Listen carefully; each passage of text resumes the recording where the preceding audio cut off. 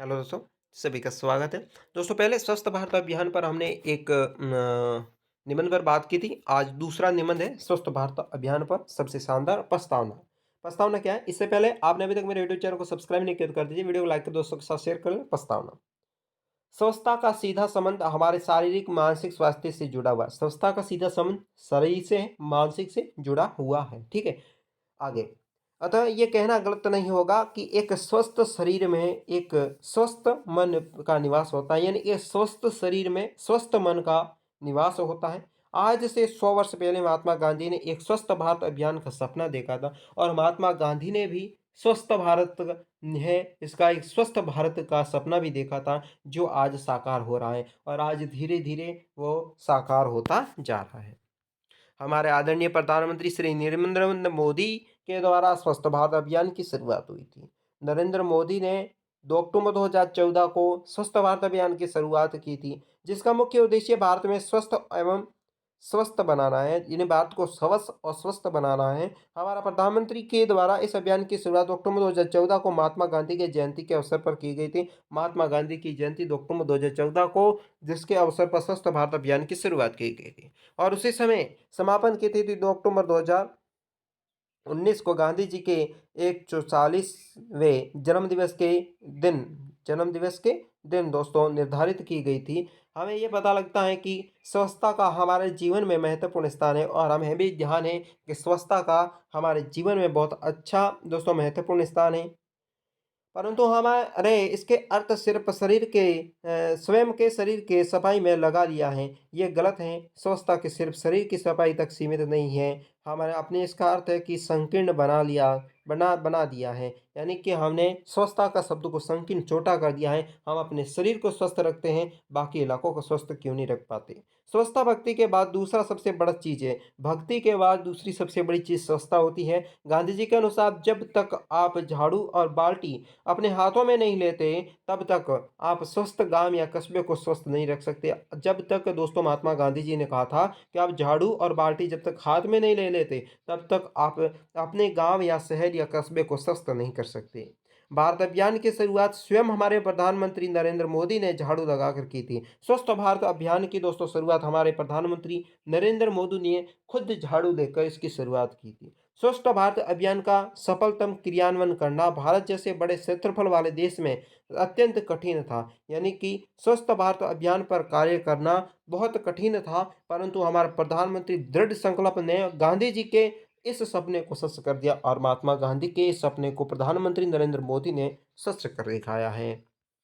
इस प्रकार लिखना है, ठीक है। फिर लिखना है, देखो इसके बारे में तथ्य इसके संबंध में लिखना है। जैसे देखो, अभी हाल ही में हमारे प्रधानमंत्री जी को अमेरिका में गोलकीपर ग्लोबस गोल्स नामक पुरस्कार से सम्मानित किया है। महात्मा गांधी के स्वच्छ भारत अभियान को चलाने के बाद अमेरिका ने प्रधानमंत्री नरेंद्र मोदी को गोलकीपर ग्लोबल गोल्स के ना पुरस्कार है उससे सम्मानित भी किया है। इस पुरस्कार से उन्हें स्वच्छ भारत अभियान में सफलता क्रियान्वयन के लिए दिया गया है। स्वच्छ भारत अभियान के अंतर्गत मध्य प्रदेश के इंदौर शहर में लगातार 3 वर्षों से भारत में सबसे स्वस्थ शहर का लिए पुरस्कार दिया जा रहा है, यानी कि इंदौर दोस्तों भारत का ऐसा शहर है जो सबसे स्वस्थ है और इसको पुरस्कार भी पुरस्कृत किया गया है। भारत स्वच्छ भारत अभियान ने भारत की जनता में वैचारिक क्रांति उत्पन्न कर दी है। अब लोगों ने सिर्फ स्वस्थ स्वयं को स्वस्थ रखने के अपितु अपने गांव, जिला, शहर को भी स्वस्थ रखने की बात करते हैं। यानी कि पहले लोग अपने शरीर को स्वस्थ रखते थे, पर अब लोगों की भावना पावत सही आ चुकी है। महात्मा गांधी के कहने के अनुसार अब लोग गांव, जिला, शहर सबको स्वस्थ करने के काम कर रहे हैं और इस दिशा में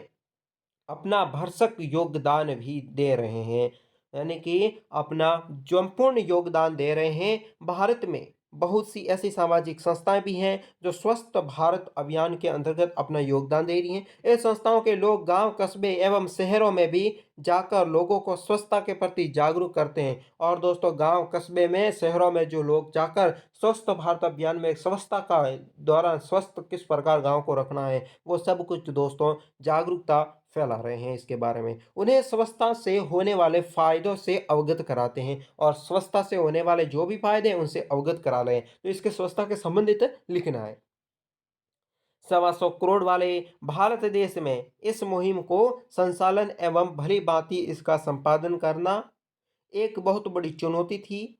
हमें इस बात का गर्व है कि भारत सरकार ने ये करने में सफल हुई, क्योंकि इस अभियान में जन भावना का रूप जो ले लिया था स्वच्छ भारत अभियान ने, एक ऐसी पहल जिसमें हर जाति वर्ग और धर्म के लोगों को बढ़ चढ़कर हिस्सा लिया और इसे सफल बनाया। स्वच्छ भारत अभियान है दोस्तों, पहले 125 करोड़ लोगों भारतीयों ने सम्मिलित होकर दोस्तों इसे गांव शहर गलियों को साफ सफाई करके बढ़ चढ़कर कि धर्म जाति लिंग कुछ भी सभी ने इसमें दोस्तों बढ़ चढ़कर भाग लिया है। इसमें धर्म जातिवाद नहीं हुआ। उपसंहार के बारे में फिर लिखना आपको। उपसार में क्या लिखना है? इसका सारांश पूरा लिखना है। सारांश में लिखना, हालाँकि इस अभियान में क्रियान्वयन अब समाप्त हो गया है।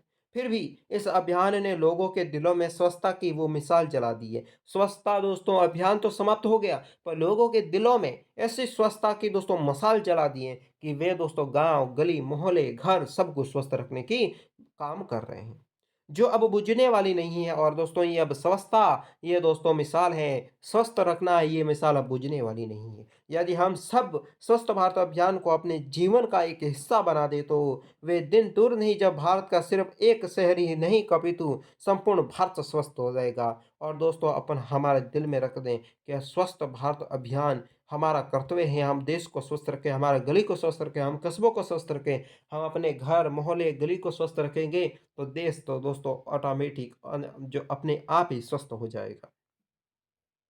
इस प्रकार स्वस्थ भारत का सपना सच हो जाएगा। स्वस्थ भारत अभियान का जो सपना है वो सच हो जाएगा। कमेंट बॉक्स में बताएं स्वस्थ भारत अभियान का ये जो निबंध था वो आपको कैसा लगा।